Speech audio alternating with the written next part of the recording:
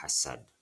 Pada kesempatan ini kita akan mempelajari pelajaran akhlak madmumah, yakni menghindari poya-poya, ria, sum'ah, takabur, dan hasad.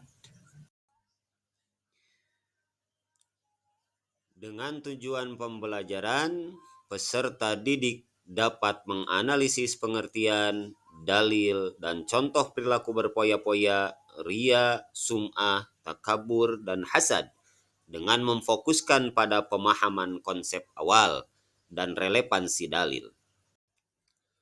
Dan yang kedua, peserta didik dapat menganalisis manfaat dan cara menghindari perilaku berpoya-poya, ria, sum'ah, takabur, dan hasad, serta meyakini bahwa Islam melarang perilaku tercela sehingga termotivasi untuk menghindarinya. Yang ketiga, peserta didik dapat membuat dan menyajikan quote tentang perilaku berpoya-poya, ria, sum'ah, takabur, dan hasad, serta terbiasa bersikap rendah hati dalam kehidupan sehari-hari yang ditunjukkan melalui kreativitas dan refleksi pribadi. Sebagai gambaran, kita bisa lihat melalui infografis berikut: berpoya-poya, ria dan sum'ah, takabur, dan hasad. Apa itu poya-poya? Poya-poya itu adalah boros. Boros dalam artian sikap hidup menghambur-hamburkan uang secara berlebihan dengan tujuan bersenang-senang dan minim manfaat. Terdapat dua sifat yang harus dihindari dalam berpoya-poya ini. Yang pertama boros atau tabdzir, yang kedua berlebihan atau israf. Tabdzir terdapat larangan dalam Al-Quran surat Al-Isra ayat 26 dan 27. Di ayat 26 kita dilarang untuk tabdzir. Kenapa tidak boleh tabdzir? Jawabannya, innal mubadzirina kanu ikhwana syayatin. Karena sesungguhnya orang-orang pemboros itu adalah saudara setan. Wa kana syaitanu li rabbihi kafura. Dan setan itu sangat ingkar kepada Tuhannya. Contoh sikap tabdzir dan israf dalam makan. Biasanya di bulan puasa tidak memperhatikan daya tampung, ya. Tidak memperhatikan daya tampung perut. Padahal perut itu sudah penuh, tapi makanan terus kita masukkan. Padahal perut pun memiliki daya tampung tersendiri. Tidak bisa terlalu banyak. Layaknya ada sebuah gelas, kita isi air tersebut sampai luber keluar. Nah, itu tandanya sudah melebihi kapasitas. Perut pun sama, tidak boleh terlalu banyak makanan, karena itu akan membuat otak kita sedikit beku, yang pada akhirnya ngantuk, apalagi dalam hal belajar. Dan yang kedua, boros dalam berbicara. Emang bicara bisa boros? Boros. Padahal pembicaraan yang boros itu tidak mendatangkan manfaat, malah mengurangi manfaat.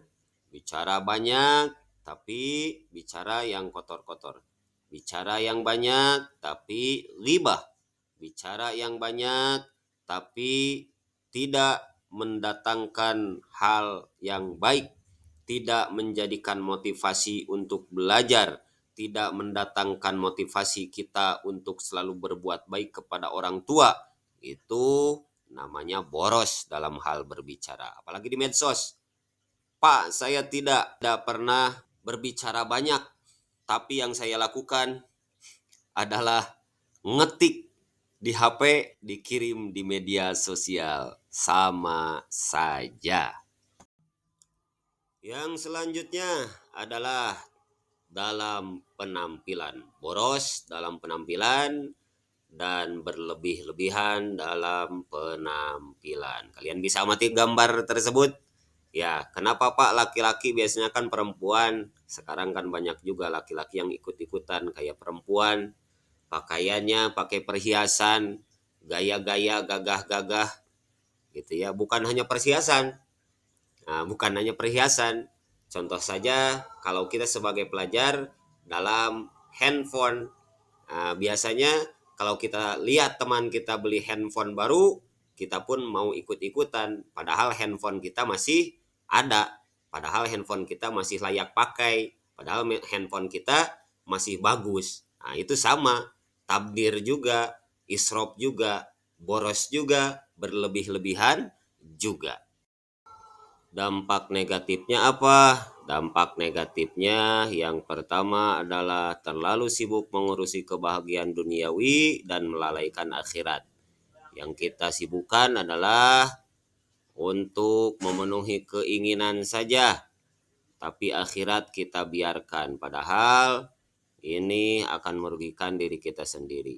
Yang kedua, menimbulkan sifat iri dengki dan pamer terhadap orang lain.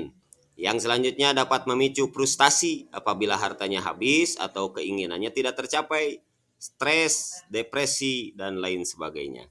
Terakhir adalah menimbulkan sifat kikir atau tidak mau berbagi dengan orang lain atau tidak ingin nikmat kita, rezeki kita dirasakan oleh orang lain. Bagaimanakah cara menghindarinya? Mari kita simak. Yang pertama adalah membelanjakan harta dengan skala prioritas kebutuhan. Jadi belanjakan harta sesuai dengan kebutuhan, bukan keinginan. Yang kedua adalah membiasakan bersedekah dan membantu orang lain untuk memenuhi kebutuhannya atau membantu orang lain ketika ada kesulitan.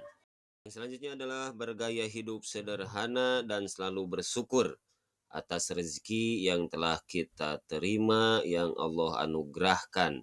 Mungkin saja masih banyak orang yang memerlukan bantuan orang lain sedangkan kita masih berada dalam kecukupan. Selanjutnya adalah bertindak selektif dan terencana serta bersikap rendah hati dan tawadhu di hadapan orang lain maupun kita selalu tawadhu di hadapan Allah Subhanahu wa taala.